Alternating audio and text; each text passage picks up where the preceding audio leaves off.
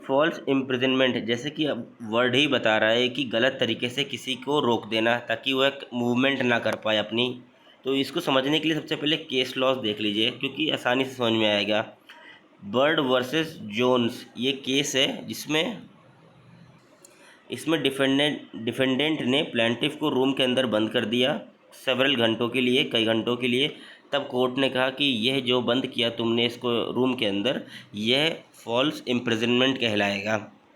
तो इस केस से हम लोग क्या समझते हैं कि किसी भी इंसान की आज़ादी को कर्टेल कर देना क्या कहलाएगा, फॉल्स इम्प्रिजनमेंट। दूसरा केस देख लीजिए, वर्ल्ड वर्सेस कर्न। इसमें एक लैंड ओनर थे, उन्होंने एक लड़की को उसके अपार्टमेंट के बाहर बंद कर दिया, यानी उसको अंदर आने नहीं दिया उसी के अपार्टमेंट में।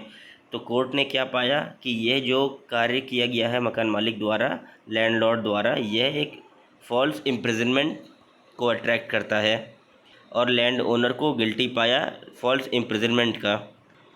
अब कुछ एसेंशियल एलिमेंट्स हैं फॉल्स इम्प्रिजनमेंट के। सबसे पहला इंटेंशनल एक्ट। तो false imprisonment requires an intentional act by the defendant, यानी जिसको भी आप बंद कर रहे हैं रूम के अंदर, वह आप इंटेंशनली कर रहे हैं, अपनी स्वेच्छा से कर रहे हैं गलत कार्य। लैक ऑफ कंसेंट, जैसे ऐसा नहीं होना चाहिए कि मान लीजिए ए ने कहा तो मुझे रूम में बंद कर दो, फिर आपने उसको बंद कर दिया, फिर यह ए उस पर केस फाइल नहीं कर सकता है फॉल्स इम्प्रिजनमेंट का, क्योंकि उसने खुद ही कंसेंट दी थी।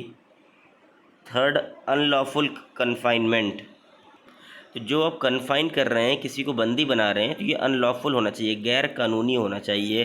अब ऐसा ना हो कि ए शूट कर रहा था बी को और आपने बी को बचाने के लिए ए को रूम में लॉक कर दिया, तो यह तो एक तरह का लॉफुल काम किया आपने, क्योंकि हार्म को आपने बचा लिया नुकसान होने से।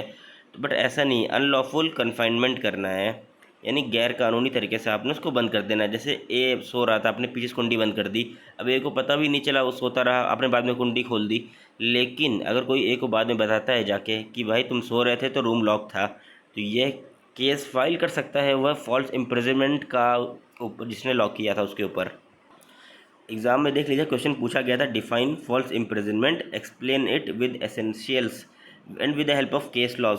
तो हम लोगों ने 2 केस लॉ देख लिए हैं और अब हम लोग क्लियर भी हो गया है। फॉल्स इम्प्रिजनमेंट कहते हैं उसको जब कोई भी इंसान किसी की आज़ादी को कर्टेल करता है, उसके मूवमेंट को रिस्ट्रिक्ट करता है, उसको जब जाने नहीं देता है एक जगह से दूसरी जगह पे।